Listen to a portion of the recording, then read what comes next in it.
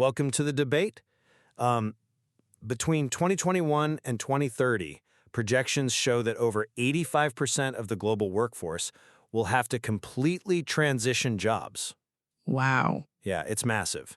The corporate passenger train has officially derailed, and, well, we are all basically off-roading now, Right. driven by unprecedented global disruptions from, the integration of AI and the explosion of the gig economy to climate-induced displacement. The whole landscape of work is experiencing this fundamental reconceptualization. We're drawing directly from the research in reimagining workforce learning, building capability amid continuous disruption, to examine how we actually survive in this new terrain. And it really is a survival question at this point. I mean, the sheer velocity of change has just completely outpaced our traditional models of training and development. Absolutely. We are looking at a workforce that is, quite frankly, fundamentally disoriented. Exactly. Which brings us to the central question we are debating today. As the workforce faces this continuous disruption, should the future of capability development primarily rely on a person-centered, self-directed paradigm? Or does true workforce resilience fundamentally depend on systematic, organization-centric frameworks? A huge question. It is. And I represent the position that an expanded, person-centered approach focused on individual learning agency and lifelong employability is really the only viable response to a deeply fragmented labor market. And I represent the position that placing the burden of self-directed learning on the individual is fundamentally flawed due to profound resource constraints and cognitive biases, making robust organizational and institutional structures more indispensable than ever. All right, well, let's lay the groundwork by looking at how we got here. Traditional industrial organizational psychology has historically viewed training through a highly specific, very narrow lens. Oh, entirely, yeah. It was purely a mechanism to enhance organizational capacity and performance. Think about the old model. A company does a needs analysis, built a competency model, pushes you through some mandatory classroom session. And then measures the return on investment for the firm. Right, exactly. It was about making the company better, not necessarily the individual. And I argue that this organization-centric perspective is, well, it's entirely obsolete today. I mean, obsolete is a very strong word. But look at the math. In addition to the massive job transitions we just mentioned, we currently have over 61% of the global workforce operating in the informal economy. Right. On top of that, the gig economy has jumped to 78 million workers. If you are an independent contractor, an Uber driver, or a freelance graphic designer, you don't have a corporate training department. No, you don't. So an organization-centered approach literally leaves the vast majority of the global workforce completely behind. A person-centered approach, prioritizing what the research calls intentional learning and work-related self-directed learning, is an absolute necessity. You just have to be the architect of your own capability. Look, I completely acknowledge the shifting landscape. And the data on the gig economy and informal work is undeniably staggering. Yeah. But I argue that the person-centered model essentially abandons those vulnerable workers under the highly appealing guise of empowerment. We are telling people they are in control of their destiny, but we aren't giving them the cognitive or systemic tools to actually steer. Wait, how are we not giving them the tools?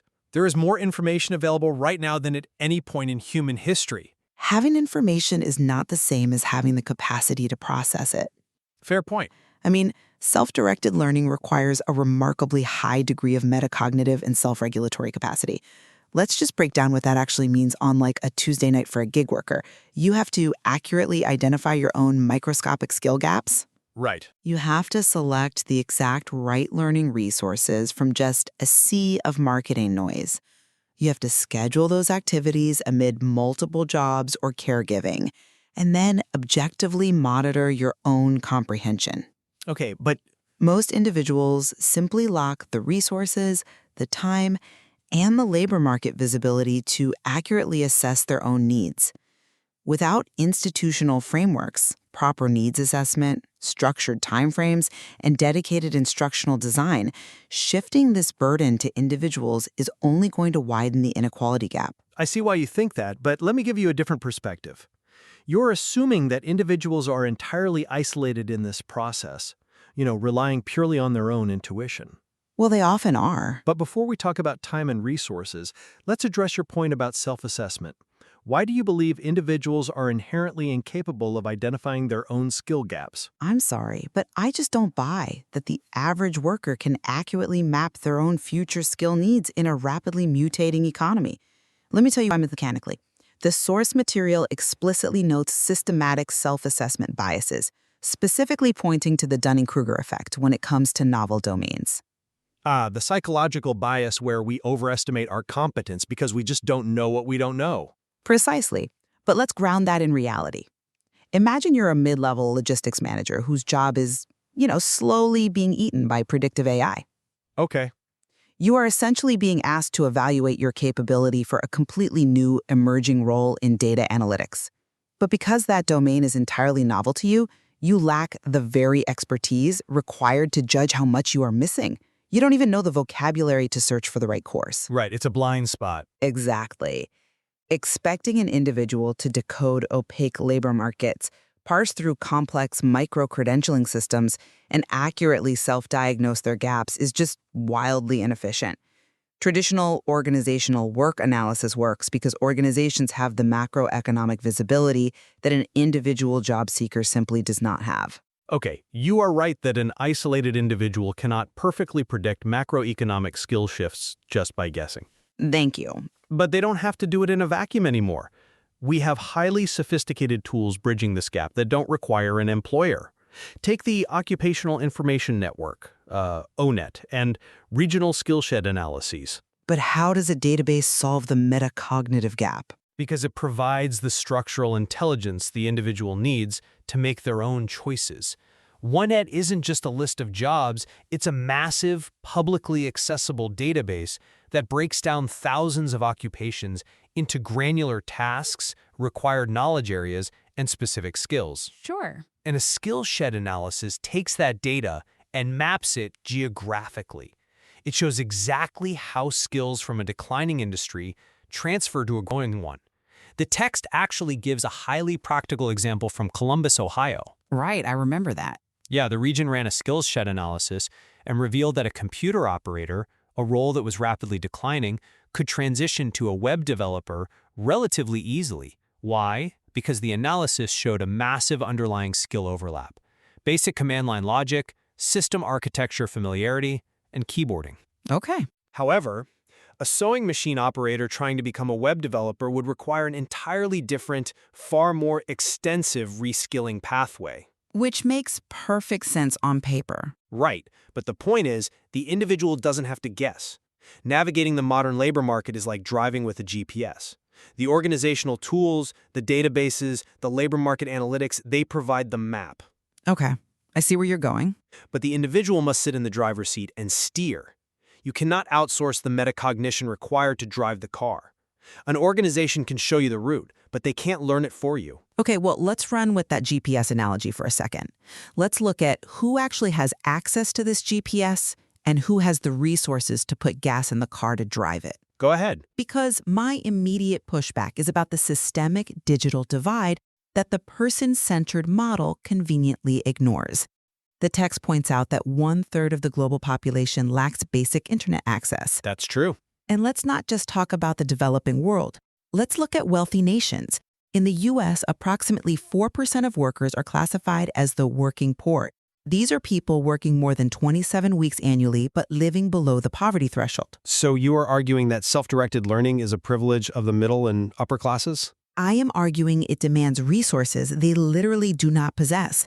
If you're listening to this on your commute, maybe working 40, 50 hours a week, you might be thinking, when do I have the energy to do a skill shed analysis on myself? I mean, that's a fair question. We're talking about people managing multiple jobs, dealing with food insecurity, and carrying heavy caregiving burdens. When you are operating in survival mode, you experience a severe depletion of cognitive bandwidth. Your executive functioning is just tapped out managing daily crises. Yeah? You cannot engage in the high-level, abstract thinking required to build a lifelong learning matrix. When we praise technology-enabled adaptive instruction, or MOOCs, massive open online courses, as the great equalizers, we are effectively excluding these populations. They need an organization to provide paid learning time during work hours, designated instructors, and curated content. That is a critical point about cognitive load. But how on earth does the traditional organizational model solve this for the millions of people who are fundamentally locked out of formal organizations to begin with? Which specific populations are you looking at? Well, let's look at climate change. The text notes that anthropogenic climate disruption displaces an estimated 20 million people annually. Wow. That is 20 million people whose local economies, agriculture, and outdoor occupations are being physically erased by rising sea levels or extreme heat. Or let's look at the daily wage workers in the informal economy, artisans, street vendors, laborers. Right. They have no organizational sponsor. There's no corporate HR department waiting to give them paid learning time. If we rely on organization-centric models, these populations are entirely invisible. I completely agree they're invisible to corporate HR. But how does handing a displaced agricultural worker a self-directed learning module solve their crisis? It's not just They are dealing with the trauma of forced displacement, language barriers, and credential non-recognition in new destination countries. You can't just tell them to log into Coursera. It doesn't mean handing them a module and walking away. A person-centered approach means building systems that recognize the individual's existing capabilities, regardless of where they acquire them, rather than relying on a corporate pedigree. How so? The text highlights a fascinating intervention here, the recognition of prior learning.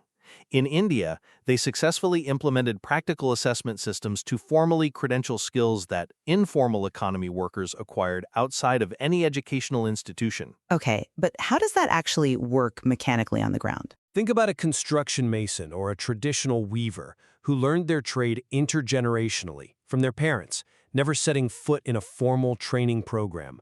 Under a corporate model, they are unskilled labor. Right. But under this person-centered intervention, trained assessors actually go to the field, observe practical demonstrations of their work, map those demonstrated skills to formal national skills qualification frameworks, and issue a government-backed certificate. Oh, I see. This is fundamentally person-centered. It bypasses the corporate firewall entirely. It gives the individual a recognized currency they can use to negotiate better wages or transition to new occupational standards on their own terms. I come at it from a different way. That credentialing example in India is a brilliant piece of policy. But notice exactly what you just described. A massive, coordinated, systemic intervention by regional workforce agencies. Well, You had trained assessors, a national skills qualification framework, and government-backed certificates. That is not an individual independently navigating the labor market. That is a massive institutional framework. But its metric of success is individual employability, not organizational performance. The locus of control remains with the worker. That is the core difference in the person-centered paradigm. But the mechanism of action relies entirely on the institution. The individual couldn't credential themselves. And even when we look at populations inside formal structures, we see how individual agency fails without institutional guardrails. Let's move from the physical displacement of workers to a biological reality, the aging workforce. Right. By 2030, workers aged 55 and older will represent roughly 25% of the U.S. workforce, and we are seeing even sharper demographic cliffs across Asia and Europe. Exactly. And the cognitive realities of aging present a massive hurdle for the purely self-directed learning model you are advocating. I actually think this is exactly where a person-centered approach shines, if you look at the cognitive science. Really? Yeah. As we age, our cognitive profiles change in very specific ways. The research shows that our fluid cognitive abilities, things like processing speed, reaction time, and working memory, tend to decline. However, our crystallized abilities, our accumulated knowledge, our pattern recognition, our deep professional expertise, actually increase. I don't disagree with the neuroscience. Right. And because technology allows for highly personalized adaptive learning, older workers can direct their own development to leverage that crystallized knowledge. A self-paced algorithm allows them to connect novel concepts to their deep well of experience, entirely compensating for any decline in processing speed. Okay, but think about a rigid, organization-centric training. You have an instructor rushing through a slide deck to meet a corporate schedule. That environment penalizes slower, fluid processing. It simply cannot adapt to the idiosyncratic cognitive profile of a 60-year-old worker the way self-directed adaptive tech can. That's a compelling argument, but have you considered the profound psychosocial barriers older workers face before they even log into that adaptive tech? Namely, age-related stereotypes? You mean the systemic assumption that older workers are resistant to learning new technology? Exactly. And the text notes a devastating psychological reality. It isn't just younger managers who hold these stereotypes. Older workers frequently internalize them. Yeah, that is tough. This is where the self-directed model becomes actively harmful. If you leave learning purely to self-direction, an older worker who has internalized the stereotype that they are too old to learn Python will simply self-select out of the process. The stereotype becomes a self-fulfilling prophecy. They don't even try the adaptive software because they believe they will fail. So you believe the organization has to force the issue to break the psychological barrier? I believe the organization has to explicitly design interventions that dismantle those stereotypes. You can't just send an older worker an email with a login and say, go at your own pace. Right. They require explicitly organizational interventions to feel psychologically safe. The research suggests providing extended learning time as a standard policy across the board, so nobody feels stigmatized for taking longer. That makes sense. It requires structured intergenerational learning communities where older workers are explicitly valued for sharing strategic, historical perspective, while younger workers share digital fluency. And it requires active institutional career counseling to help them transition into phased retirement or reskill for new internal roles. You cannot automate the social scaffolding of learning. I understand the need for social scaffolding, but you're conflating self-directed with isolated. Am I? Yeah. A person-centered approach doesn't mean locking someone in a room with a laptop and abandoning them. It means the ultimate goal and the strategy rest with the individual. The individual sets the goal based on their long-term career longevity, not just the next quarter's corporate deliverables. Okay. The intergenerational learning you mentioned, in a person-centered model, the worker actively utilizes that community to build their own capability portfolio, which they take with them when they inevitably transition to their next gig, their next project, or a completely different industry. But again, you are relying on the organization to build the architecture of that community, to curate the culture, to set the payroll policy for extended time when we discuss metacognition, overcoming self-assessment bias, and sustaining motivation. We are talking about heavy psychological lifting. Sure. The text explicitly points out that open enrollment programs like MOOCs have notoriously low completion rates. Why? Because when learners lack organizational supports, when there is no supervisor reinforcement, no peer modeling, no structured application opportunities, their motivation frequently collapses. We are social creatures. We learn through observation, through socialization, through the subtle, unspoken pressure of a shared organizational goal. We are social creatures, yes, but the physical nature of our social structures has fundamentally changed. Look at the proliferation of remote work. The pandemic pushed remote work to 4 to 5 times pre-pandemic levels. That is true. The text points out that in-person classroom training hours dropped from 40% down to 16%. The water cooler observational learning you are championing, watching how a senior colleague handles a difficult client, overhearing problem solving in the break room, is already evaporating. Which is exactly why organizations must systematically engineer those learning moments in a hybrid environment. If we just throw our hands up and say, well, the water cooler is gone, everyone just self-direct your learning from your home office, we are going to end up with a profoundly siloed, disconnected, and ultimately unskilled workforce. Organizations have to formally structure virtual mentoring. They have to mandate knowledge-sharing forums, and they have to train supervisors specifically on how to support skill transfer in remote contexts. If you leave that to the individual, it simply will not happen. I don't disagree that organizations should strive to create better, more supportive environments. If a company wants to engineer virtual water coolers, they absolutely should. Right. But we cannot anchor our entire global philosophy of workforce capability on the hope that corporations will suddenly transform into benevolent universities. We have to face the mathematical reality of the text. Continuous, systemic disruption is outpacing corporate training budgets. So, looking at this mathematically and psychologically, how do we actually synthesize these realities? Well, if I am summarizing my position based on our discussion, it boils down to scale and agency. The sheer scale and speed of continuous disruption, whether we are talking about the 78 million gig workers, the rapid automation of middle management, or the millions navigating climate migration, demands a fundamental shift. Okay. We can no longer wait for institutions to lay down the tracks. We must cultivate individual learning agency. We have to empower workers to use labor market data like ONET and prioritize self-regulated skill mapping.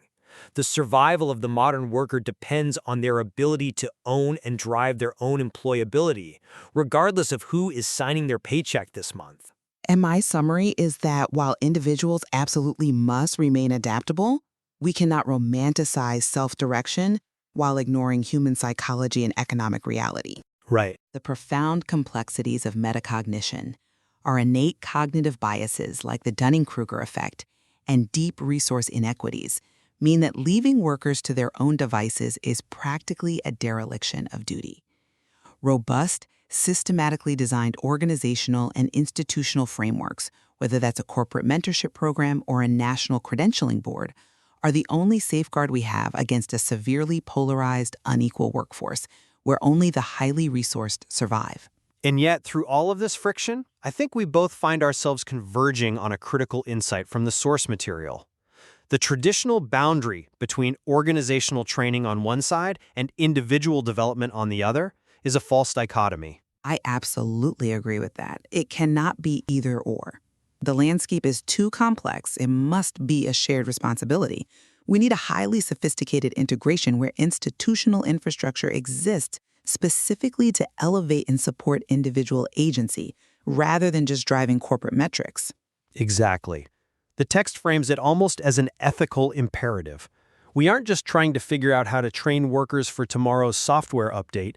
We are trying to build capability ecosystems that enable all members of the labor force to sustain meaningful work across a lifespan of perpetual disruption. It requires policymakers, educational institutions, organizational leaders, and individual workers to coordinate in ways we frankly haven't mastered yet, but that we desperately need to figure out. Which leaves us with a lot to reflect on. We invite you, our listeners, to evaluate your own learning environments today. If you are listening to this on your way to a job you've had for years, look at your own metacognitive strategies. Are you accurately assessing your skills against the broader market, or are you waiting for an organization to tell you what you need to know next? A great question. There is much more to explore in the source material, particularly regarding the mechanics of adaptive technologies and adult learning theory, which we highly recommend diving into. It is certainly a topic that demands our continuous attention as the ground keeps shifting underneath us. It absolutely does. Because while the days of the safe, predetermined corporate passenger train are over, and we are all essentially off-roading now, we don't have to navigate the wilderness completely blind. The map is out there, if we learn how to read it, and if we build the systems to help each other drive. Thank you for joining us on The Debate.